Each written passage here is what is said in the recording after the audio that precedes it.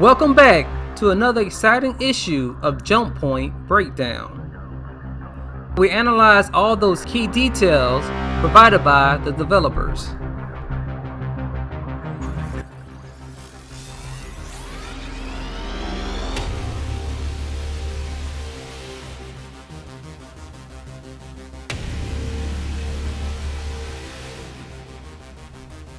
The extremely well-named multi-operator laser extractor, aka the Mole, was designed to be operated by 1 to 4 players, containing 8 detachable resource pods, capable of being carried away by MPUVs.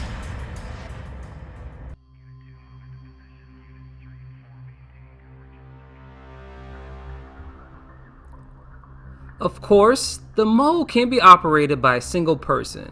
However, none of the mining lasers are controllable by the pilot, so a single player would spend a lot of time moving between the pilot seat and mining cabs.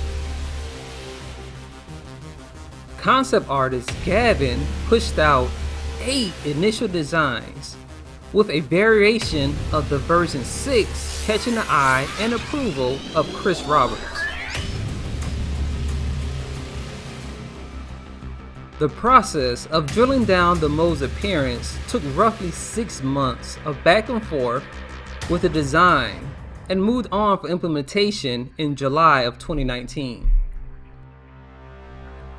Interestingly enough, they briefly experimented with making only the mining laser heads pitch and yaw, and the mining cabs themselves remain stationary. But this proved to be too restrictive. The Mighty Mole was first revealed at CitizenCon 2949. With implementation already complete, the Mole joins other first-to-flight ships, and proving that the team's dedication to introduce new designs directly to the game is superior to the previous process of early concept presentations. Following the recent launch of the Robert Space Industries Mantis, the Mole will be the third in a hopefully long line of vehicles that launch alongside their mechanics.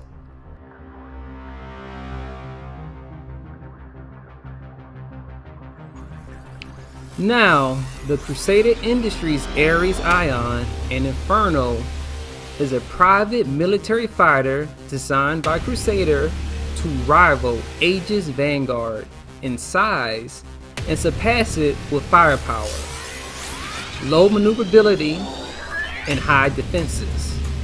The Ares is great for getting the drop on people at range and punching holes in larger or unknowing targets.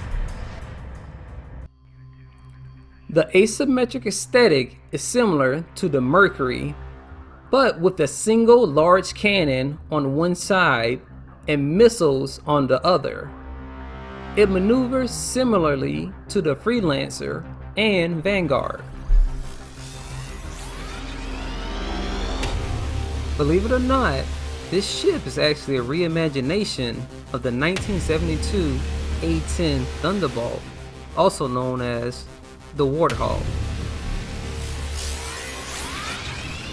Classified as Crusader's first combat ship, and in the same class as the Vanguard. With the Vanguard being considered more of a jack of all trades, the Ares would instead focus on punch at the expense of armor and versatility. Like the A-10 Warthog, this is a ship built around its main weapon. Great firepower is the A-10 specialty. The Warthog is basically a gun with an airplane attached. The A-10 gun is called the GAU-8 Avenger, or just the gun by A-10 pilots.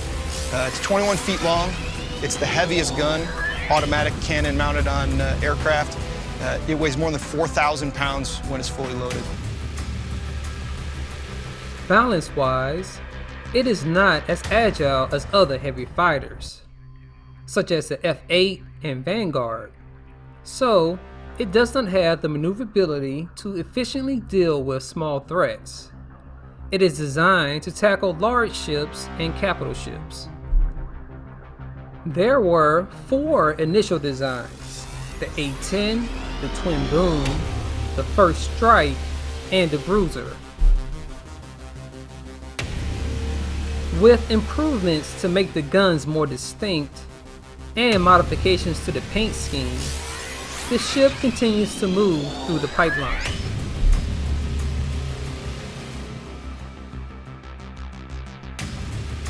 The Aegis Dynamics Vulcan is referred to as a true 3R medium-sized spacecraft, capable of rearming, refueling, and repairing. According to lore, early models of this ship lacked drones, making the 3R process tedious, dangerous, and difficult. Later efforts saw the Vulcan equipped with more armor and a defensive turret for added wartime protection.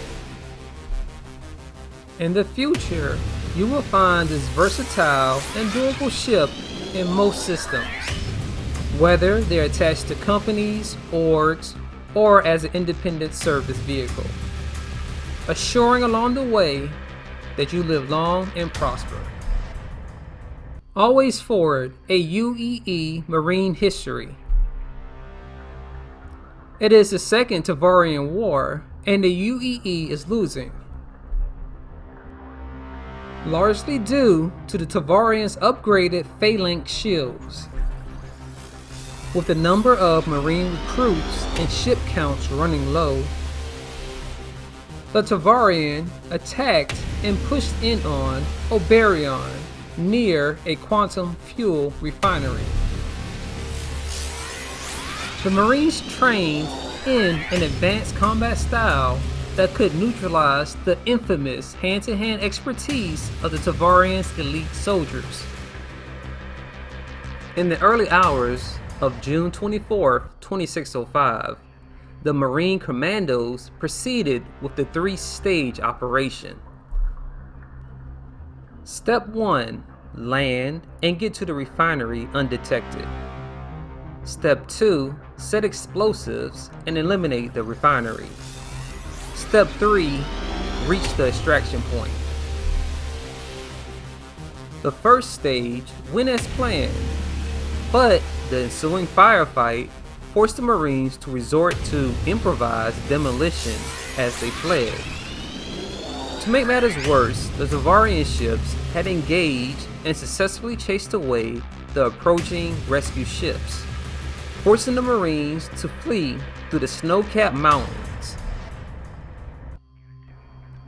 Despite the drastic odds, the incredible journey through the mountains would become legendary and inspire generations of young soldiers to sign up.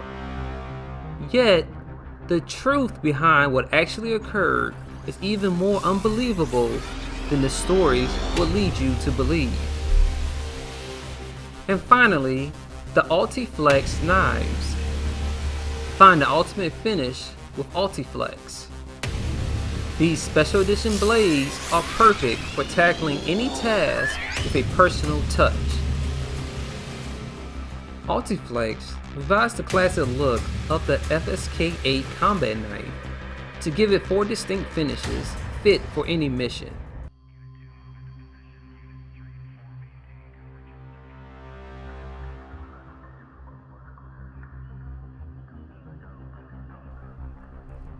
Hope you found this video beneficial, and although we didn't meet our sub goals last year, the comments and likes made it all worth it. Stay tuned for channel updates.